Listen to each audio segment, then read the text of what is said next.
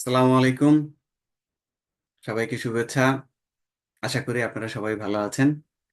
আমি আজকে tips and tricks for prescription writing এই রেকর্ডেড ক্লাসে সবাইকে স্বাগত জানাচ্ছি এবং এই ভিডিওটা দেখার জন্য সবাইকে ধন্যবাদ জানাচ্ছি। আশা করি আপনারা সবাই খুব ভালো আছেন আহ, এবং এই পুরো ক্লাসটা আপনারা দেখবেন।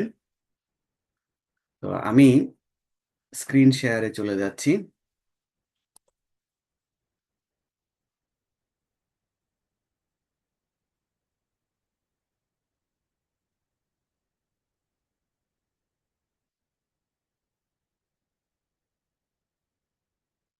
তো সবাইকে আবারও স্বাগতম। আজকে আমার এই টপিকের নাম tips and tricks for prescription writing. তো প্রেসক্রিপশন রাইটিং এর আদ্যোপান্ত আমি আজকে ব্যাখ্যা করব আপনাদের সবার কাছে। আমি সোফার যতখানি শিখেছি জেনেছি এটা আমি আপনাদের সাথে শেয়ার করব। আশা করি কিছুটা হলেও আপনাদের উপকার হবে এবং আমি আপনারা আমার সাথেও জয়েন জয়েন করেছেন এবং আমিও আরো শিখতে চাই। কারো যদি কোনো কিছু থাকে আমাকে জানাবেন, আমাকে এসএমএস করে, এবং ক্লাসের শেষে এটা নিয়ে আমি আরো ডিটেল কথা বলবো। তো আমার পরিচয় আপনারা মোটামুটি সবাই জানেন। আমার নাম মোহাম্মদ নাসির উদ্দিন। আর আমি আছি কুমুদিনী উইমেন মেডিকেল কলেজ হসপিটালে, ঢাকার শান্তিনগরে থেরাপি স্টেশনে কনসালটেন্ট হিসেবে। আমার ফিজিওথেরাপির ক্যারিয়ার 20 বছর পূর্ণ হলো।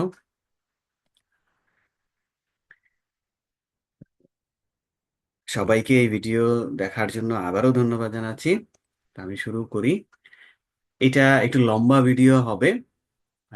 এটা যেহেতু ওয়ান ওয়ে সেশন, আমাকে এখন আর আপনারা দেখতে পাচ্ছেন না, শুধু ভয়েস শুনতে পাচ্ছেন। সো এটা একটা বোরিং লেকচার হতে পারে। তবে যেহেতু এটা একটা রেকর্ডেড ক্লাস বা রেকর্ডেড ভিডিও, সো আপনারা কয়েকবারে এটা দেখতে পারেন। একবারে আহ, আপনারা একবারে না দেখলেও, না শুনলেও আপনারা বারবার এটা দেখতে পারেন, কয়েকবার এটা দেখতে পারবেন। এটা একটা সুবিধা। তবে এটা টেকনোলজিক্যাল কারণে আমি লাইভ সেশন করতে চেয়েছিলাম, সেটা সম্ভব হয়নি, সেই জন্য আমি দুঃখিত। আমরা শুরু করি ক্লাসের ব্যাপারটা। আপনারা এই ক্লাসটা তো ভিডিও থাকবে। আমার সাথে সরাসরি কমিউনিকেট করার কোনো উপায় থাকবে না। তা আপনারা স্ক্রিনে একদম নিচে আমার মোবাইল নাম্বার দেখতে পাচ্ছেন। এই নাম্বারে আমাকে এসএমএস করতে পারেন, আহ, সরাসরি ফোনে অথবা হোয়াটসঅ্যাপে। যদি কোনো কোনো কিছু আনক্লিয়ার থাকে, অথবা যদি কোনো কোয়েশ্চেন থাকে, অথবা কোনো সাজেশন যদি থাকে, আমাকে আপনারা জানাতে পারেন। তো সবার আগে আমরা একটু থিওরিটিক্যাল কথা বলতে চাই, থিওরিটিক্যাল পড়া পড়তে চাই। সেটা হলো প্রেসক্রিপশনের ডেফিনেশন কি। এই ডেফিনেশনটা আমি কেমব্রিজের অনলাইন ডিকশনারি থেকে নিয়েছি। যে তারা বলছে যে এটা একটা পিস অফ পেপার। প্রেসক্রিপশনটা একটা পিস অফ পেপার, যেইটার উপরে ডক্টর তাদের মেডিসিন এবং ড্রাগের ডিটেল লিখে থাকেন। একজন মানুষের বা একজন রোগীর যেটা দরকার সেটা ডিটেল লিখে থাকেন। তো এখানে আমরা একটু রিক্যাপ করি যে মেডিসিন কাকে বলে। মেডিসিন হলো treatment for illness or injury or study of this study of this treatment, illness or injury. এটাও কেমব্রিজ ডিকশনারির অনলাইন ডিকশনারির একটা থেকে নেওয়া। ডব্লিউএইচ এর একটা মেডিসিনের ডেফিনিশন আছে। সেটা হলো it is the sum total of knowledge, skill, prescribe based theories, beliefs, experience, আর অনেক কিছু, অনেক লম্বা, অনেক বড় একটা ডেফিনিশন। এটা আমাদের না জানলেও চলবে, বাট ডব্লিউএইচও তো, এই জন্য আমি এটা নিয়ে রেখেছি। এবার আমরা আসবো যে ড্রাগ কাকে বলে। আমরা একটু আগে দেখলাম যে ওই ডেফিনেশনে লেখা ড্রাগ। ডব্লিউএইচও একটা ড্রাগের একটা ডেফিনেশন দিয়েছে। ডেফিনেশনটা অনেক সুন্দর, আমার খুব পছন্দের একটা ডেফিনেশন। এটা হলো যে any substance or product that used or intended to be used, use করা হয় অথবা ইউজ করার জন্য চেষ্টা করা হয় বা নিয়ত করা হয়, যেটা বলি আমরা, to modify or explore the physiological system or pathological state. কোনো একটা মানুষের ফিজিওলজিক্যাল অবস্থাকে মডিফাই করার জন্য অথবা প্যাথোলজিক্যাল অবস্থাকে মডিফাই করা বা কিউর করার জন্য, in the benefit of the recipient, যিনি নিচ্ছেন তার বেনিফিটের জন্য। এই হলো ড্রাগ। এবার আমরা আবারও প্রেসক্রিপশনের একটা ডেফিনেশন, আবারও আরেকটা ডেফিনেশন দেবো, যেটা হলো ডেভিডসনস প্রিন্সিপাল অ্যান্ড প্র্যাকটিস অফ মেডিসিনের 24তম এডিশনে, যেটা 2022 সালে পাবলিশ হয়েছে। সেটার একটা ডেফিনিশন, যে prescription is a means by which a prescriber communicate the intended plan treatment to the pharmacist who dispense a medicine and to a nurse or patient who administers it। মানে হলো যে এটা এক ধরনের লিখিত নির্দেশ, যেটা ফার্মাসিস্টের কাছে যিনি ওষুধ বিক্রি করেন বা ওষুধ দিবেন, অথবা নার্সের কাছে, অথবা পেশেন্টের কাছে, রোগীদের কাছে। তো আমরা প্রেসক্রিপশন যে লিখবো, প্রেসক্রিপশন লেখার 4টা ক্রাইটেরিয়া আছে, যে একটা প্রেসক্রিপশনে কি কি হওয়া উচিত। 4টা বিষয় আমাদেরকে মাথায় রাখতে হবে। একটা হলো প্রিসাইজ, একটা হলো অ্যাকুরেট, একটা ক্লিয়ার, আর একটা হলো ক্লিন। তো সবার আগে আমি দুটা জিনিস নিয়ে একটু কথা বলতে চাই। প্রিসাইজ অ্যান্ড অ্যাকুরেট, এটা কি? প্রিসাইজ এর বাংলা যদি আমরা করি সেটা হলো যথাযথ, আর অ্যাকুরেট যদি বলি সেটা হলো সঠিক। তো যথাযথ এবং সঠিকের মধ্যে পার্থক্যটা কি? একটা হলো যে নির্ভুল বা সঠিক, আর যথাযথ মানে হলো যে একজন রোগীর জন্য যতখানি দরকার ঠিক ততখানি। তো আমরা উম, একটা রোগীর জন্য যা দরকার ততখানিই দিব, যেটা কমও না বেশিও না। আর ডেফিনেটলি অবশ্যই আমাদেরকে সেটা সঠিক হতে হবে।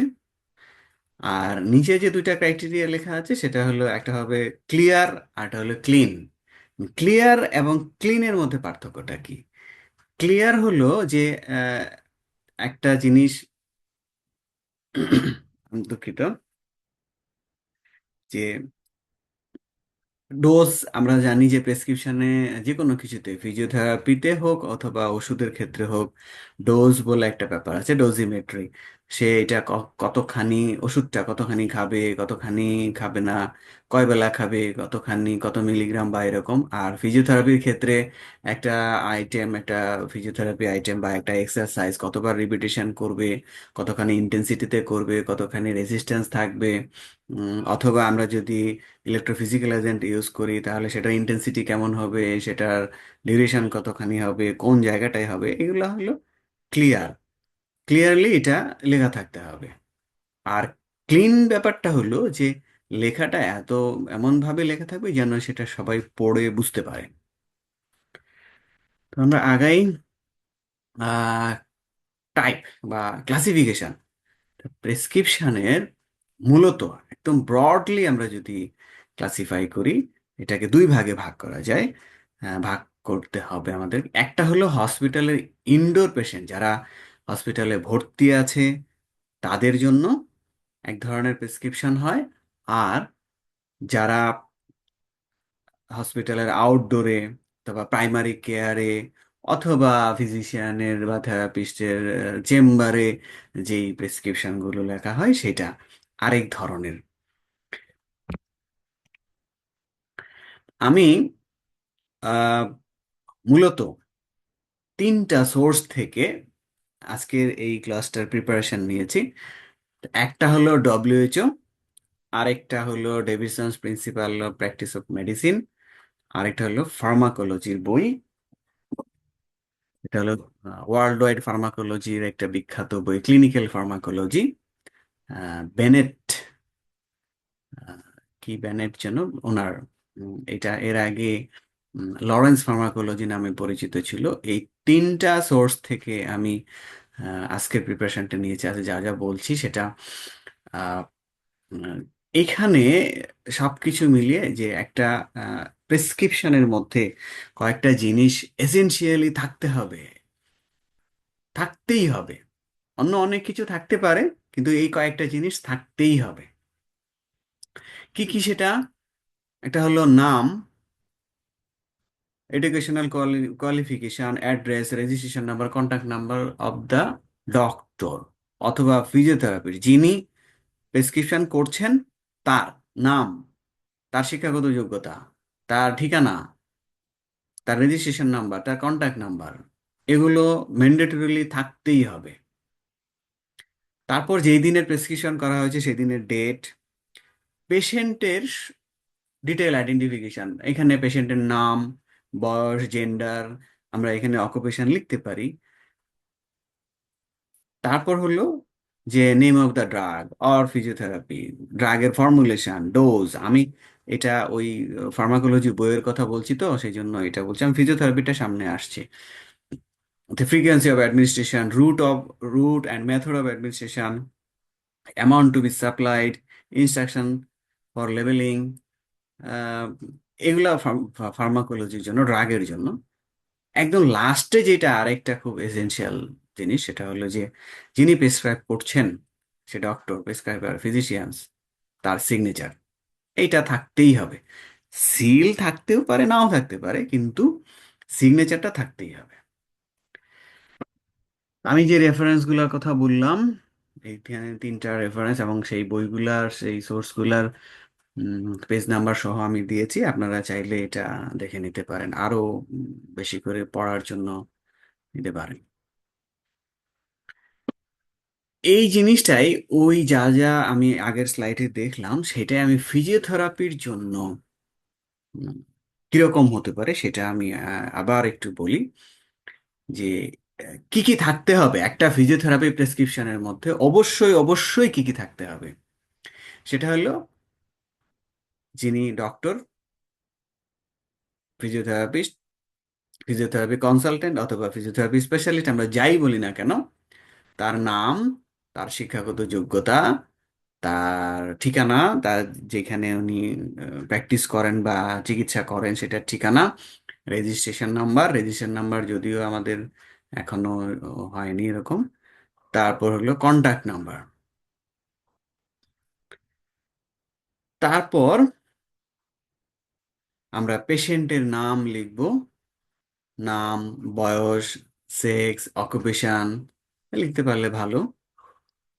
তারপর যেই দিন আমরা এই প্রেসক্রিপশনটা লিখবো সেই দিনের ডেট লিখবো। তারপর হলো therapy, name of the therapy, যে থেরাপি আমরা দিব, যে যে থেরাপি দিব সেই থেরাপির ইন্টেন্সিটি, ডোজ, ডিউরেশন, এগুলো ক্লিয়ারলি লেখা থাকতে হবে। দা এরিয়া, যেই জায়গাটায় আহ, দেওয়া হবে শরীরের, সেই জায়গাটা, এরিয়াটার নাম লেখা থাকবে। তারপর হলো কতদিন এইটা নেওয়া লাগবে, সেটা একটা, সেটাও উল্লেখ করা থাকতে হবে। এবং ফাইনালি যেটা ম্যান্ডেটরিলি থাকতে হবে সেটা হলো সিগনেচার। সিল থাকলে ভালো, না থাকলেও সমস্যা নাই, কিন্তু সিগনেচারটা থাকতেই হবে। তো এই হলো আমাদের থিওরিটিক্যাল ব্যাপারগুলো। আমরা এখন প্র্যাকটিক্যালে যাব, মূল প্র্যাকটিক্যালি কিভাবে লিখবো সেই জিনিসটা। তো প্র্যাকটিক্যালে যাওয়ার আগে আমাদের সামনে তিনটা খুব বড় বড় প্রশ্ন আমাদের সামনে আসছে। সেটা হলো যে বিভিন্ন সময় আমরা সেই প্রশ্নের মুখোমুখি হই, এটার জন্য আমাদের অনেক ঝামেলা পোহাইতে হয়, হেনস্থা শিকার হতে হয়, অনেক লট অফ ডাউট আমাদের মধ্যে। আজকে সেই ডাউটগুলার জবাব দেওয়ারও চেষ্টা করব আমি। আহ, ইনশাল্লাহ দেখা যাক। তা কোয়েশ্চেনগুলা, প্রথম কোয়েশ্চেন হলো যে can we write prescription independently? আমরা কি স্বাধীনভাবে প্রেসক্রিপশন লিখতে পারি? আমার কি প্রেসক্রিপশন লেখার রাইট আছে? আমার কি সেই অধিকার আছে? আমার কি সেই যোগ্যতা আছে? দ্বিতীয় যে প্রশ্ন সেটা হলো যে আমরা নামের আগে ডক্টর প্রিফিক্স লিখতে পারবো কি না। আর তৃতীয় যে প্রশ্নটা সবচেয়ে বড় প্রশ্ন সেটা হলো যে আমরা প্রেসক্রিপশনের মধ্যে আমাদের প্রেসক্রিপশনের মধ্যে ওষুধ লিখতে পারবো কিনা। চলেন দেখি জবাবগুলা আমি বিভিন্ন ডকুমেন্টের বিভিন্ন ল রুলস এগুলার আলোকে এই জবাবগুলা দেওয়ার চেষ্টা করব। সর্বপ্রথম হলো যে can we write prescription independently. আমরা এই প্রশ্ন বা এই ধরনের অনেক জায়গায় আমরা হেনস্থারও শিকার হই। উম, হ্যাঁ, উত্তর হলো হ্যাঁ, অবশ্যই পারবো, অবশ্যই পারবো। কিভাবে পারবো, কে বলেছে? সেটা হলো আমাদের ঢাকা ইউনিভার্সিটির সিলেবাস।